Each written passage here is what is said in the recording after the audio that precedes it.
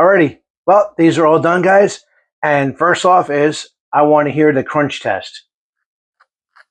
Oh yeah, nice and crunchy. Can you hear that? All right, guys. So anyway, like I was saying, let's make some comfort food here. I got some boneless, skinless chicken breast, which is, by the way, Mom's best comfort food. First thing we want to do, I want to trim off any of that extra fat on there. Let's make some chicken strips. Just like that. Real simple, real easy. All right, we got the chicken all sliced up. I have here 2 cups of corn flour. And to that, I have my own little secret ingredient here of salt, pepper, onion powder, garlic powder, and a little bit of smoked paprika. We're going to go ahead and put some of that in there because I don't know where you come from, but my flour does not come seasoned. Say to yourself, is this enough? No, not yet. I need 4 cackleberries. Do not leave the shells in there. Let's beat these. You know you like to beat your eggs.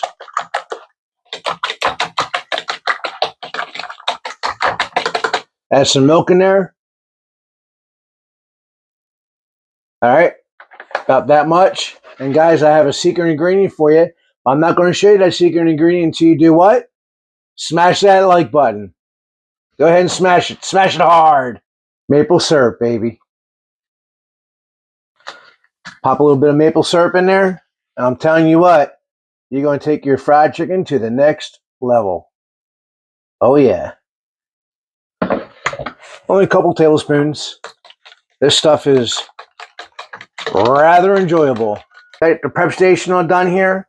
Got our Hamilton Beach little deep fryer heating up, the oil heating up in there. So go ahead and let's get these chicken breasts breaded up.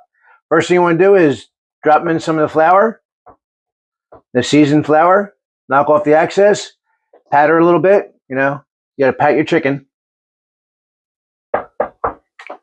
Play in a little bit of the water, back inside the flour, pat it down a little bit, knock off the excess, lay it to the side, rinse and repeat.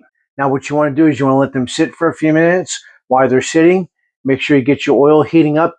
We have it set for 350 degrees. But do me a favor, if you watch the video this far, make sure you like and subscribe and share us with your friends. All right, everyone, when the little green light is on, it is up the temperature. Now remember, never crowd the swimming pool. We'll go with 3 at a time. And drop right in the hot oil. These will cook between 5 to 7 minutes each, or when that little green light comes back on, that means that the temperature has come back up, and it probably means that the chicken is done. So we'll keep on working on these. When we get done, we'll show you the finished product.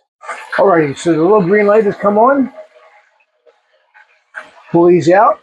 I like it this Hamilton Beach with these baskets. Has a little hook. You just lay it on there. Let some of the oil drain out. While you're letting that oil drain out, you want that oil to come back up to temperature.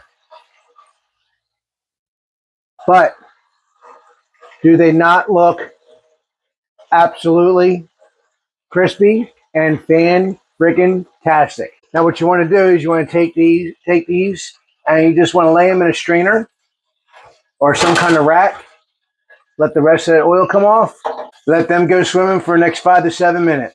By the way, guys, if you are interested in picking up one of these Hamilton Beach deep fryers, I'll leave a link for it in my description below under my Amazon account. And if you go purchase one of these, yes, it helps me out a little bit. And also helps out my channel. So, yeah, go ahead, please. Feel free to grab yourself one. Alrighty. Well, these are all done, guys. And first off is I want to hear the crunch test. Oh, yeah. Nice and crunchy. Can you hear that? Have a taste. See how it did. Haha. Maple syrup mixed with those eggs and the milk.